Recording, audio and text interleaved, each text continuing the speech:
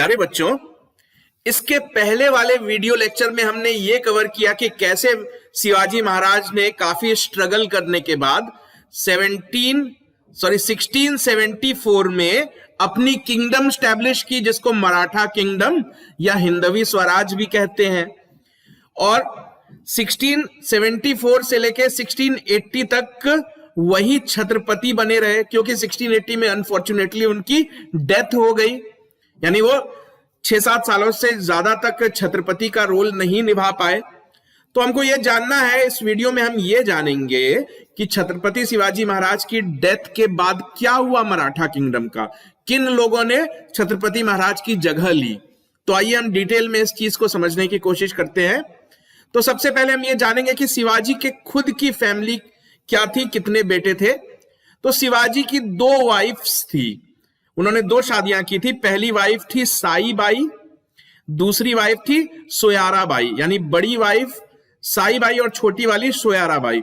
तो दोनों वाइफ से शिवाजी को एक एक बेटा था। तो पहली वाइफ का बेटा था संभाजी और दूसरी वाइफ का बेटा था राजा राम। तो ये संभाजी और राजा राम क्या हुए, ये दोनों एक दूसरे के सौतेले भाई हुए ना। तो यही शिवाजी के 2 मेन बेटे थे। शिवाजी के आखिरी दिनों में, यानी कि जब शिवाजी काफी बीमार चल रहे थे, उस वक्त शिवाजी एक और चीज से परेशान थे। उनका जो सबसे बड़ा बेटा था संभाजी, उसको कुछ बुरी आदतें लग गई थी, नशे की आदत लग गई थी, अफीम खाना, शराब पीना, इस तरह की आदतें लग गई थी। इसलिए शिवाजी ने अपने बड़े बेटे संभाजी को पन्हाला किले में बंद कर दिया था। यह किला शिवाजी का ही था। तो उन्होंने सोचा कि अगर मेरा बेटा किले में बंद रहेगा तो नशा कैसे करेगा, उस तक तो कोई सामान पहुंच ही नहीं पाएगा। तो यही सारी चीजें सोचते हुए संभाजी को बंद कर रखा था। तो संभाजी जो है इस चीज से खुश नहीं था कि मेरे फादर ने मुझे किले में बंद कर दिया। तो देखो, संभाजी जो है ये पहले मुगल्स की आर्मी में काम कर चुके थे, क्योंकि जब औरंगजेब से पीस ट्रीटी साइन हुई थी शिवाजी की, तो शिवाजी और उनके बेटे संभाजी दोनों ने मुगल आर्मी ज्वाइन कर ली थी। तो संभाजी जो है, जो मुगल प्रिंस था मुअज्जम, मुगल प्रिंस हुआ करता था मुअज्जम, जो कि औरंगजेब का बेटा था, तो वो संभाजी पहचानता था इनको। तो मुअज्जम की आर्मी में काम करते थे संभाजी। तो इन्होंने मैसेज भिजवाया मुअज्जम को कि देखो, मेरे फादर ने मुझे फोर्ट में बंद कर रखा है, प्लीज मुझे यहां से छुड़ाओ। लेकिन किसी ने हेल्प करी नहीं संभाजी की। तो क्या हुआ कि शिवाजी काफी बीमार तो चल ही रहे थे। वो उस वक्त रायगढ़ फोर्ट में रहते थे। तो रायगढ़ ही तो कैपिटल सिटी थी ना। तो रायगढ़ का जो किला था उसी में शिवाजी रह रहे थे। उनकी तबीयत काफी खराब थी। एक्चुअली उनको डिसेंट्री की प्रॉब्लम हो गई थी, पेट में बीमारी हो गई थी उनको। तो फाइनली 3 अप्रैल 1680 के दिन इनकी अनफॉर्चुनेटली डेथ हो गई, शिवाजी की डेथ हो गई। तो इधर शिवाजी की डेथ हो गई, उधर उनका जो बड़ा बेटा है, यानी जिसको छत्रपति बनना है, बड़ा बेटा ही बाप की जगह लेता है ना। तो जो बड़ा बेटा संभाजी था वो तो पन्हाला फोर्ट में बंद है। तो इसी बीच जो शिवाजी की दूसरी पत्नी थी सोयारा बाई, उसने क्या सोचा कि मुझे इस मौके का फायदा उठाना चाहिए, जिसको छत्रपति बनना चाहिए वो तो किले में बंद है, तो क्यों ना मैं अपने बेटे को, तो इनका जो बेटा था वो 10 साल का था उस वक्त, 10 साल का छोटा बच्चा था, इसका नाम था राजा राम। तो राजा राम संभाजी का सौतेला भाई हुआ ना, और सोयारा बाई संभाजी की सौतेली मां हुई।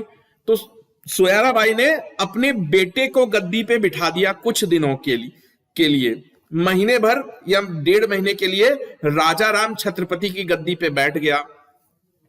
उधर संभाजी जो है पन्हाला किले से बाहर निकलने की कोशिश कर रहे थे। तो फाइनली संभाजी ने जो पन्हाला किले के इंचार्ज वगैरह थे उनको मैसेज भिजवाया कि तुम अब मुझे क्यों बंद रखते हो, मुझे ही तो छत्रपति बनना चाहिए, ये मेरा हक है। तो संभाजी फाइनली वहां से छूट गए, निकल गए, और फिर उन्होंने अपने सौतेले भाई राजा राम को गद्दी से हटाया और खुद को छत्रपति डिक्लेयर कर दिया 20 जून 1680 के दिन, 20 जून 1680 के दिन डिक्लेयर कर दिया। ठीक। तो शिवाजी की डेथ के बाद क्या हुआ, कुछ मिनिस्टर्स ने राजा राम की सपोर्ट करी थी सोयाराबाई के कहने पे, और अब संभाजी छूट के आ गए थे। तो संभाजी जैसे ही बाहर निकले, सबसे पहले तो उन्होंने पन्हाला फोर्ट पे ही कब्जा कर लिया जहां पे वो बंद थे। दूसरा रायगढ़ फोर्ट पे कब्जा कर लिया, क्योंकि तब तक राजा राम जो है वो राजा की गद्दी पे बैठ चुका था। तो संभाजी को वापस गद्दी चाहिए ना, तो इसके लिए इन्होंने कोशिश स्टार्ट कर दी। सबसे पहले पन्हाला के फोर्ट पे कब्जा किया, फिर रायगढ़ के फोर्ट पे कब्जा किया। तो जब इन इतने इंपॉर्टेंट फोर्ट पे कब्जा कर ही लिया, तो फिर अब वही छत्रपति बनेंगे ना। रायगढ़ ही तो कैपिटल है, रायगढ़ ही तो कैपिटल हुआ करती है, तो जो कैपिटल पे कब्जा करेगा वही राजा बनेगा ना। तो फाइनली इन्होंने खुद को छत्रपति डिक्लेयर कर दिया 28 जून 1680 के दिन। ठीक। उसके बाद क्या किया इन्होंने, अपने सौतेले भाई राजा राम और अपनी सौतेली बाई, जो सौतेली मां थी सोयारा बाई, और जो राजा राम की वाइफ थी, भले ही राजा राम 10 साल का बच्चा था, लेकिन उस टाइम तो बच्चों की भी शादी हो जाती थी ना। तो इन 3 लोगों को संभाजी ने जेल में भिजवा दिया ताकि बाद में उनको कोई खतरा ना रहे। तो अब तो संभाजी छत्रपति बन गए हैं, तो छत्रपति बनने के बाद उन्होंने भी अपनी कोशिशें जारी रखी, जैसे उनके फादर की कोशिश थी कि किंगडम एक्सपेंड हो। बना तो लिया किंगडम, अब उसको एक्सपेंड भी तो करना है। तो संभाजी ने कोशिश जारी रखी, अपनी जो नेबरिंग किंगडम्स थी उनकी, बीजापुर हो गई, गोलकोंडा हो गए, इन सब पे धीरे धीरे अटैक करने की कोशिश करने लगे संभाजी। अब संभाजी ने एक काम क्या किया जो उनके फादर ने नहीं किया था। तो छत्रपति शिवाजी महाराज जो है वो मुगलों के खिलाफ लड़ाई तो लड़ते थे, लेकिन सिर्फ मुगलों का खजाना लूटते थे। जबकि संभाजी ने क्या किया, इनको उतना एक्सपीरियंस था नहीं, उतने मैच्योर ये थे नहीं, तो इन्होंने अपने सोल्जर्स को मोटिवेट करने के लिए परमिशन दे दी कि तुम जहां अटैक करो, तुम्हारी मर्जी, तुम्हें जो लूटना है लूटो, और जो जीता हुआ हिस्सा है उसमें भी आपको हिस्सा मिलेगा। तो ये जो लूट पाट वाला सिस्टम है ना, ये संभाजी ने स्टार्ट कर दिया, और ये काफी दिनों तक कंटिन्यू रहा। यानी जो मराठास लोग थे ना, वो धीरे धीरे डकैत में बदलते चले गए। आप देखोगे कि जब ये मराठा किंगडम डिक्लाइन होने लगी, तो मराठा जो सोल्जर्स है उनको डकैती की आदत लग चुकी थी, लूटपाट करने की। तो बाद में इन्होंने ये सब चीजें कंटिन्यू रखी। बाद में बहुत प्रॉब्लमेटिक हो गया था ये अंग्रेजों के लिए इस चीज को कंट्रोल करना। तो अब क्या है, संभाजी जो है छत्रपति बन गए हैं, अपने आसपास के किंगडम्स में अटैक करना स्टार्ट कर दिया इन्होंने। तो अगर आप आसपास के किंगडम में अटैक करोगे, तो वो उन किंगडम्स पे तो मुगल्स का कंट्रोल है ना। और गद्दी पे कौन बैठा है, औरंगजेब। औरंगजेब तो खुद ही इतना क्रूअल है, औरंगजेब ने अपने फादर तक को नहीं छोड़ा, शाहजहां को बंद कर दिया था ना। शाहजहां के मरने से पहले ही औरंगजेब एम्परर बन गया था, उसने मरने का इंतजार तक नहीं किया अपने फादर का, उसको बंद कर दिया था। तो औरंगजेब जैसा क्रूअल आदमी मुगल बादशाह था, और संभाजी जो है इस तरह के काम कर रहे हैं। तो संभाजी की अक्सर लड़ाई हो जाती थी मुगल फोर्सेस से।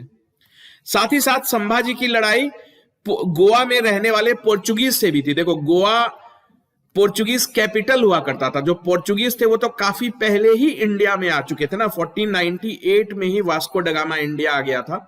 आगे हम इन सब चीजों को, जब हम मॉडर्न हिस्ट्री पढ़ रहे होंगे, तो हम इन सब चीजों को डिटेल में कवर करेंगे। तो पोर्चुगीज की कैपिटल थी गोवा। तो गोवा और महाराष्ट्र आप देखते हो ना कितने नेबरिंग स्टेट्स हैं आज। तो उस वक्त जो है गोवा, उसको मराठा अपने में मिलाना चाहते थे।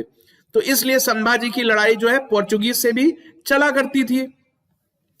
तो पोर्चुगीज से लड़ने के लिए तो इनको काफी हथियार चाहिए ना। पोर्चुगीज तो यूरोप से आए थे, उनके पास काफी मॉडर्न वेपन्स थे, बंदूकें थी, बारूद थे, गोली चलाने वाली बंदूकें थी, जो कि इंडिया में किसी राजा के पास उस वक्त तो था नहीं। तो संभाजी ने क्या किया, अंग्रेजों से मदद मांगी, क्योंकि अंग्रेज और पोर्चुगीज की दुश्मनी चलती थी। तो अंग्रेजों से मदद मांगी, तो अंग्रेजों ने इनको बंदूकें दी, बारूद वगैरह चीजें सप्लाई कर दी संभाजी को। फिर संभाजी को ये सारी चीजें मिल गई, तो इन्होंने अपना जो गुरिल्ला वॉरफेयर था, गुरिल्ला वॉरफेयर होता है कि छुप छुप के वार करना। मतलब एक होता है कि आमने सामने आके लड़ाई लड़ लो, और एक होता है कि मैं तुम पे छुप छुप के वार करके तुम्हारी फौजों को एक एक करके मारूंगा। तो संभाजी की सेना उतनी बड़ी तो थी नहीं ना, मुगलों की सेना तो काफी बड़ी थी। तो इसलिए इन्होंने गुरिल्ला वॉरफेयर का रास्ता चुना।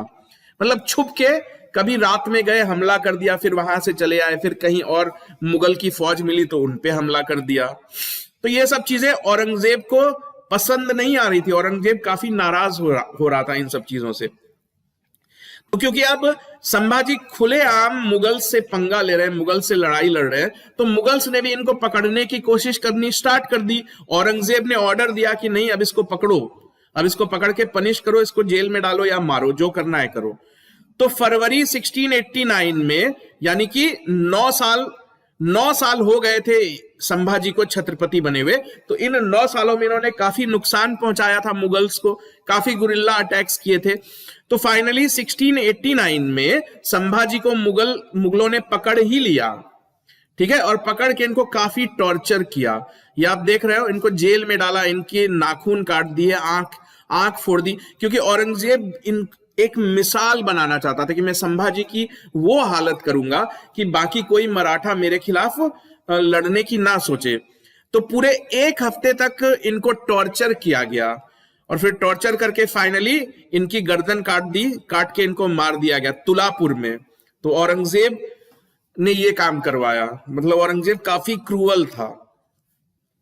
तो 1689 में इनको कह सकते हो कि औरंगजेब ने सबके सामने गर्दन काट के मार दिया। तो संभाजी छत्रपति शिवाजी महाराज के बेटे इस तरह मारे गए। तो अब आगे देखते हैं क्या हुआ। तो संभाजी तो मर गए, ठीक है, लेकिन संभाजी की फैमिली तो अभी जीवित है ना। तो इनकी जो फैमिली है वो रायगढ़ फोर्ट में ही रहती थी, क्योंकि रायगढ़ फोर्ट ही तो कैपिटल हुआ करता था। तो औरंगजेब ने बोला कि इनकी पूरी फैमिली को कैप्चर कर लो, जेल में डाल दो, नहीं तो संभाजी के बाद कोई और छत्रपति बन जाएगा। तो यही सोच के औरंगजेब ने अपनी फोर्सेस को बोला कि चलो संभाजी को तो हमने मार दिया, अब इसकी फैमिली जो बची रह गई है, जो रायगढ़ फोर्ट में रहती है, उनको पकड़ के लाओ। तो मुगल फोर्सेस रायगढ़ फोर्ट पहुंच गए, रायगढ़ फोर्ट को कब्जे में ले लिया। तो संभाजी की जो विधवा पत्नी थी, संभाजी तो मर गए थे, तो संभाजी की विधवा पत्नी, संभाजी के बेटे, तो बेटे का नाम था साहू, तो संभाजी का बेटा साहू और उनकी जो पत्नी विधवा हो गई थी, साथ ही साथ संभाजी की मां यानी कि छत्रपति शिवाजी महाराज की पत्नी सकवरबाई, तो इन सब को मुगल ने जो है अपने कस्टडी में ले लिया, ठीक है। क्यों ले लिया? क्योंकि उनको लगता था कि संभाजी के बाद कोई और छत्रपति बन जाएगा। कौन बनेगा? संभाजी का बेटा ही बनेगा ना, इसलिए इससे पहले कि वो छत्रपति डिक्लेयर हो जाए, उसको पकड़ के जेल में डाल दो, तो ये छत्रपति वाला सिस्टम ही खत्म हो जाएगा। तो मराठा की ताकत हमेशा के लिए खत्म हो जाएगी, ना कोई छत्रपति बनेगा, ना कोई लीडर बनेगा, ना कोई हमसे लड़ने आएगा। तो साहू उस वक्त जो है 7 साल के थे, ये छोटा बच्चा साहू। इसको क्यों पकड़ा जा रहा है? क्योंकि ये संभाजी का बेटा है और शिवाजी महाराज का पोता है ये। तो 7 साल की उम्र में इनको पकड़ के मुगल्स अपने जेल में ले जाके रख देते हैं। आगरा में जेल होती है, वहां पे रख देते हैं। 18 साल तक ये छोटा बच्चा मुगल्स की जेल में ही रहा। इसको अरेस्ट किसने करवाया था? औरंगजेब ने करवाया था। कब करवाया था? 1689 में करवाया था, संभाजी के मरने के जस्ट बाद। 18 साल के बाद इनको जेल से छोड़ा गया। क्यों छोड़ा गया? कि जिसने अरेस्ट करवाया था वही मर गया। औरंगजेब ने अरेस्ट करवाया था और औरंगजेब जो है वो मर गया 1707 में। तो फिर औरंगजेब का बेटा जब अगला मुगल एम्परर बन गया, तो उसने सोचा कि अब क्यों इसको इतनी दिन तक जेल में बंद रखूं, इसको छोड़ देता हूं। तो औरंगजेब का बेटा जो था मुआज्जम, वो संभाजी को जानता था, क्योंकि संभाजी ने उनकी आर्मी में काम किया था। जब ये राजकुमार था तो ये डेक्कन का गवर्नर था। अब औरंगजेब मर गया है तो ये राजा बन गया, ये मुगल एम्परर बन गया। तो इसने संभाजी के पुराने रिलेशंस को ध्यान में रखते हुए, और भी कई वजह थे, उनको ध्यान में रखते हुए संभाजी के बेटे को छोड़ दिया। संभाजी का बेटा 18 सालों तक कब्जे में था। तो मुआज्जम ने जो छोड़ा था, मुआज्जम ने एम्परर बनने के बाद अपना नाम मोहम्मद आजम शाह कर लिया था। तो जब इसने छोड़ा था तो इसके पीछे एक बड़ी वजह यह भी थी कि जब ये 18 सालों तक जेल में बंद थे तो इनके पीठ पीछे तो कोई बन गया ना छत्रपति। तो ये इनका सोचना था कि अब इसको जेल से रिलीज कर दो तो मराठा में आपस में लड़ाई हो जाएगी। ऑलरेडी कोई छत्रपति की गद्दी पे बैठा हुआ है, जबकि बैठना चाहिए था इस बच्चे को, लेकिन ये बच्चा तो 18 साल से जेल में बंद है। तो इस इसको अब छोड़ दिया गया है, अब ये 25 साल का हो गया है, तो 25 साल की उम्र में इसको छोड़ोगे तो ये क्या करेगा, ये यहां से निकल के जाएगा ना कि मुझे छत्रपति बनना है, तो मराठा में आपस में लड़ाई स्टार्ट हो जाएगी। तो ये भी एक वजह थी। यही सब सोचते हुए जो औरंगजेब का बेटा था मोहम्मद आजम शाह, उसने इनको रिलीज कर दिया। ठीक, तो देखो साहू महाराज को छत्रपति बनना था, किस्मत के मतलब ट्रेडिशन के अकॉर्डिंग तो संभाजी की डेथ के बाद साहू महाराज को ही छत्रपति बनना था, लेकिन ये तो 18 साल से जेल में बंद है। तो इनके पीठ पीछे क्या हो रहा था ये भी समझ लो ना। पिछले 18 सालों में जब ये जेल में बंद है तो मराठा किंगडम को चला कौन रहा था, तो वो पता कर लेते हैं। तो छत्रपति राजा राम, जो कि आपको याद है कि जब शिवाजी महाराज की डेथ हुई थी तो संभाजी का ही सौतेला भाई है ना ये छत्रपति राजा राम, तो ये 1 महीने 1.5 महीने के लिए इसकी मदर ने इनको छत्रपति बना दिया था। तो उसके बाद तो संभाजी की भी डेथ हो गई और संभाजी का बेटा साहू जो है उसको पकड़ के ले गए मुगल। तो अब इन राजा राम को फिर से मौका मिल गया ना, कोई कंपटीशन रहा नहीं, तो ये वही राजा राम है, संभाजी के भाई और शाहू जी महाराज के चाचा हैं ये। तो जब संभाजी मर गए और उनका बेटा चला गया जेल में, तो इन्हीं छत्रपति, यही राजा राम जो है छत्रपति बन गए और मुगल से अपनी लड़ाई कंटिन्यू रखी। तो राजा राम दोबारा छत्रपति बने थे 1689 में। पहली बार तो काउंट नहीं किया जाता है हिस्ट्री में, क्योंकि 1 महीने के लिए बने, 1.5 महीने के लिए बने, कोई सॉलिड प्रूफ नहीं है। लेकिन हाँ, कुछ दिनों के लिए तो ये बने थे। उस वक्त ये 10 साल के बच्चे हुआ करते थे। तो दोबारा ये छत्रपति कब बने, 1689 में। क्यों बनना पड़ा, क्योंकि इनका सौतेला भाई संभाजी जो है उनको औरंगजेब ने टॉर्चर करके मार दिया। अब रायगढ़ ही कैपिटल है इनकी, तो रायगढ़ में ही छत्रपति राजा राम जाके रहने लगे। तो क्या हुआ कि मुगल्स का तो यही मानना था कि संभाजी को मार दिया, संभाजी की फैमिली को कैप्चर करके जेल में भेज दिया, तो अब कोई छत्रपति बनेगा ही नहीं। लेकिन मुगल को पता चला कि अरे फिर से पीठ पीछे छत्रपति बन गया कोई। तो अब मुगल्स ने फिर से रायगढ़ पे अटैक कर दिया। 10 दिन के अंदर ही फिर से रायगढ़ पे अटैक कर दिया। तो राजा राम को रायगढ़ छोड़ के भागना पड़ा, क्योंकि इतनी बड़ी फोर्स तो थी नहीं कि मुगल्स का मुकाबला कर ले। तो मराठा जो आर्मी थी, ये तो नए नए राजा बने थे, तो अपने राजा को बचाने के लिए, छत्रपति को बचाने के लिए रायगढ़ छोड़ दिया इन लोगों ने। तो रायगढ़ छोड़ के ये लोग जिंजी के किले में चले गए। तो जिंजी का किला आज तमिलनाडु में पड़ता है, यानी महाराष्ट्र से निकल के ये लोग तमिलनाडु में जाके बस गए। क्यों बस गए, क्योंकि मुगल से खतरा था इनको, और तमिलनाडु में मुगल्स की कुछ चलती नहीं थी। तमिलनाडु जो है मुगल के कंट्रोल में था नहीं। तो जिंजी का किला आप याद रखो। तो पहले तो इनकी कैपिटल रायगढ़ हुआ करती थी, अब क्योंकि राजा जिंजी में रहने लगे तो जिंजी ही कैपिटल बन जाएगी ना, जहां राजा रहेगा वही कैपिटल ना। रायगढ़ तो मुगलों के कब्जे में चला गया, तो थोड़े दिनों के लिए जिंजी जो है वो मराठा का कैपिटल बन गया था। तो एक बार क्वेश्चन पूछा गया था कि इनमें से कौन कौन से टाउन मराठा के कैपिटल रह चुके हैं, तो एक तो रायगढ़ और दूसरा जिंजी। अब मुगल्स का पूरा ध्यान तो जिंजी पे चला जाएगा ना, जहां राजा रहेगा वहीं अटैक करेंगे ना। तो अब मुगल्स ने फिर से वही काम स्टार्ट किया। अब वो जिंजी के किले पे हमला करने लगे। उनको तो मारना है छत्रपति को, छत्रपति का सिस्टम ही खत्म कर देना है। तो अब मुगल्स जिंजी के पीछे पड़ गए। तो 1690 में ही जैसे ही ये लोग जिंजी पहुंचे थे, पीछे पीछे मुगल भी पहुंच गए। लेकिन मुगलों की काफी कोशिश करने पे भी पकड़ नहीं पाए राजा राम को। लेकिन राजा राम को तो नहीं पकड़ पाए, लेकिन किले पे जरूर कब्जा कर लिया। जिंजी के किले पे कब्जा कर लिया फाइनली 1698 में। तो जिंजी के किले पे कब्जा हो गया। तो राजा राम ने क्या किया, राजा राम छत्रपति थे, वो किले से निकल के भाग गए और भाग के वेलोर पहुंच गए। जो पास की सिटी है वेलोर, वहां पहुंच गए, मुगलों से दूर चले गए। तो फाइनली आप देख रहे हो ना, छत्रपति जो है कमजोर पड़ते जा रहे हैं। मुगल जहां जाते हैं मुगल इनके पीछे पड़ जाते हैं। तो फाइनली राजा राम की जो है लंग डिजीज से, यानी फेफड़ों की बीमारी से डेथ हो गई पुणे के पास। तो वेलोर से निकल के फिर ये पुणे चले गए थे, वहीं रहने लगे थे। छत्रपति का तो पोस्ट चला गया इनके हाथ से, ना कोई किला है ना कुछ है। तो फाइनली 1700 में फेफड़े की बीमारी से इनकी डेथ हो गई।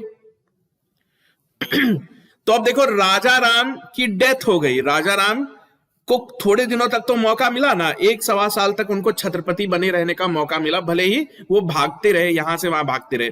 तो राजा राम की जो पत्नी थी वो अब विधवा हो गई। तो राजा राम की पत्नी का नाम था ताराबाई।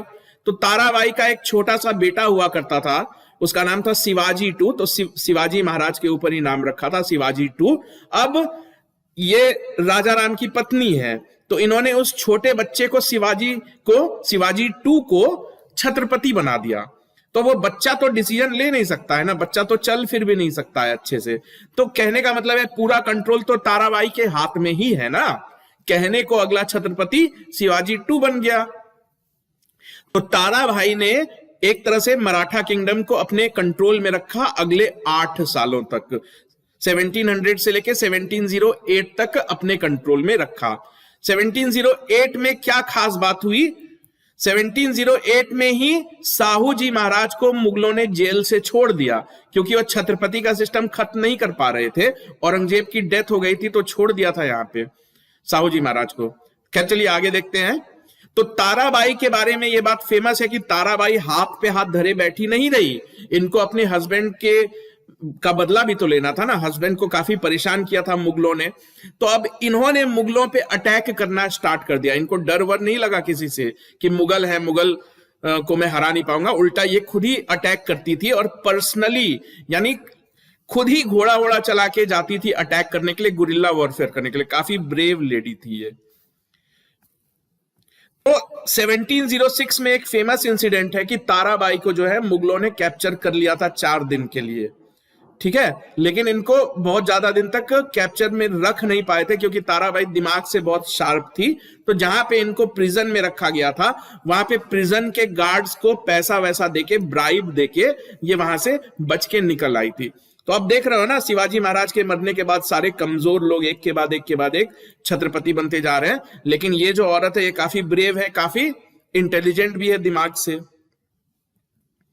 तो अब कहानी में ट्विस्ट आएगा। ताराबाई सब कुछ अपने कंट्रोल में है, ताराबाई के कंट्रोल में चल रहा है, मुगलों से भी वो लड़ रही है। तो इसी चीज से परेशान थे मुगल कि हम तो कंट्रोल ही नहीं कर पा रहे हैं, छत्रपति कोई भी बन जाता है। तो इसी बीच औरंगजेब की डेथ हो गई 1707 में। तो औरंगजेब की डेथ होने के बाद जो है मुगल जो है काफी वीक हो गए, ठीक। तो मुगल का जो बेटा था, औरंगजेब का जो बेटा था, उसका नाम मुआज्जम था, बहादुर शाह था, कई नाम से जाना जाता था वो। तो अब वो अगला मुगल एम्परर बन गया, ठीक। तो अब इसके दिमाग में क्या आया कि मैं साहू को छोड़ देता हूं, तो अब ये साहू जाएगा और ताराबाई से लड़ाई शुरू कर देगा। क्यों? क्योंकि बनना तो इसी को था ना छत्रपति, ये तो संभाजी का अपना बेटा है। लेकिन सिचुएशन ऐसी हो गई, किस्मत खराब हो गई, इसको जेल में बंद कर दिया, इसीलिए छत्रपति नहीं बन पाया ना।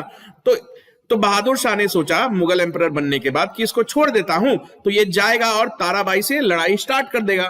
तो ताराबाई कौन है इसकी? संभाजी के सौतेले भाई की पत्नी है ना ताराबाई।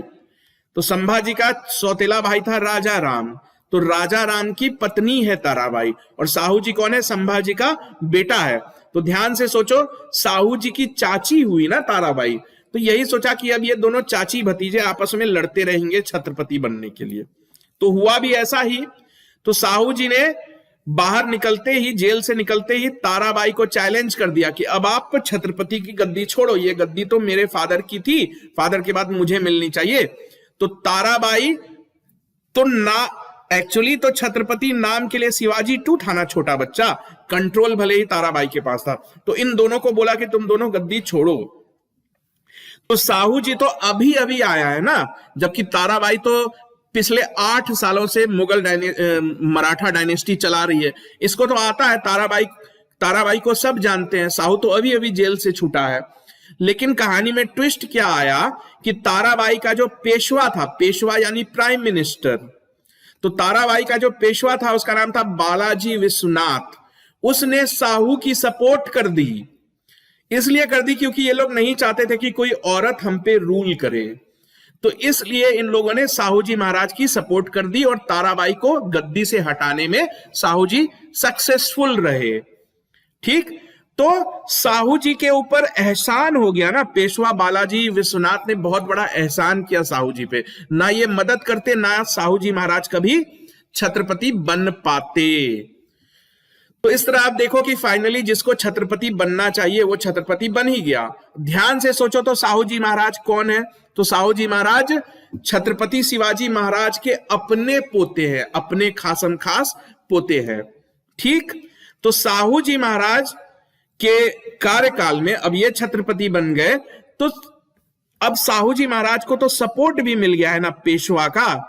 तो इन दोनों ने मिलके, साहू जी महाराज और इस पेशवा ने मिलके मराठा किंगडम को एक्सपेंड करना स्टार्ट कर दिया। क्यों? क्योंकि औरंगजेब तो मर गया है और औरंगजेब के मरने के बाद जो मुगल्स हैं वो काफी कमजोर हो गए। तो इन्होंने सोचा कि यही असली मौका है, यही सही मौका है, अब हम मुगल्स को से बदला लेंगे, अब हम उनकी टेरिटरी पे कब्जा करना स्टार्ट करेंगे। तो यहां से कहानी पलट जाती है, यहां से मराठास ताकत गेन करने लगेंगे और मुगल्स जो है ताकत लूज करने लगेंगे। तो अब देखो, जब साहू जी महाराज छत्रपति बने थे तो इसकी की पूरी क्रेडिट पेशवा बालाजी विश्वनाथ को जाती है। तो साहू जी महाराज ने क्या किया, जो छत्रपति की असली ताकत होती है, डिसीजन लेना, किसी से ट्रीटी साइन करना या वॉर पे जाना, कुछ भी जो भी असली काम राजा का होना चाहिए, छत्रपति का होना चाहिए, वो सब उन्होंने पेशवा के हाथों ट्रांसफर कर दिया। पेशवा तो एक मिनिस्टर था ना, प्राइम मिनिस्टर था ना, उसको तो राजा के अंडर रहना चाहिए, छत्रपति के अंडर रहना चाहिए। लेकिन साहू जी महाराज तो एहसान के तले दबे हुए थे, क्योंकि पेशवा बालाजी ने ही उनको छत्रपति बनाया था। तो इसलिए एहसान का बदला चुकाने के लिए छत्रपति बनने के कुछ सालों के बाद इन्होंने पेशवा बालाजी के हाथों में असली ताकत दे दी। तो अब क्या हुआ, आज के बाद छत्रपति की उतनी वैल्यू नहीं रह गई, सही मायनों में सारी डिसीजन मेकिंग ये पेशवा करने लगे। तो बालाजी विश्वनाथ जब मर गए तो उनके बेटे ही पेशवा बनने लगे।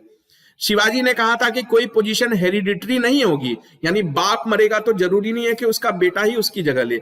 लेकिन साहू जी महाराज ने वो सारा सिस्टम बंद कर दिया, जो पेशवा बोले वही सही। तो छत्रपति की पोजीशन कमजोर हो गई और पेशवा की पोजीशन बढ़ती चली गई। तो अब आज के बाद अगर सही से देखा जाए तो अब जो है मराठा का कंट्रोल पेशवा किया करेंगे, छत्रपति नहीं करेंगे। ठीक, तो साहू जी महाराज के बाद जो भी लोग छत्रपति बने, ऐसा नहीं कि छत्रपति बनने बंद हो गए, छत्रपति बनेंगे, कोई ना कोई बनेगा, लेकिन उसकी कोई खास औकात नहीं होगी, औकात है पेशवा की। तो साहू जी महाराज के बाद जो भी छत्रपति बने वो हमेशा पेशवा के कंट्रोल में रहे, बिना पेशवा की मर्जी के कुछ नहीं कर सकते थे वो। और इस तरह जो पेशवा की गद्दी है वो हेरिडिटरी बन गई, यानी बालाजी विश्वनाथ ने ये इतना दिमाग लगाया कि मेरे बाद मेरा बेटा, मेरे बेटे के बाद मेरा पोता, यानी हेरिडिटरी फैमिली बिजनेस हो गया पेशवा। तो फाइनली साहू जी महाराज की डेथ हो गई 1749 में, और उसके बाद जो भी पेशवा मतलब जो भी छत्रपति बने उनके बारे में जिक्र करना भी इंपॉर्टेंट नहीं है, आपको हिस्ट्री के पॉइंट ऑफ व्यू से उनके नाम याद रखने की भी जरूरत नहीं है। क्यों नाम याद रखने की जरूरत नहीं है? क्योंकि सारे काम तो पेशवा कर रहा है ना, तो हम पेशवा के बारे में पढ़ेंगे, इनकी तो कोई वैल्यू रही नहीं छत्रपति की। तो अगले लेक्चर में हम कवर करेंगे कि जब ये पावर ट्रांसफर हो गया, छत्रपति के हाथों से पावर निकल के पेशवा के हाथों में चला गया, तब मराठा किंगडम में क्या क्या चेंजेस हुए, क्या क्या बड़ी बड़े एडमिनिस्ट्रेटिव डिसीजंस लिए गए, वो सब हम अगले लेक्चर में देखेंगे।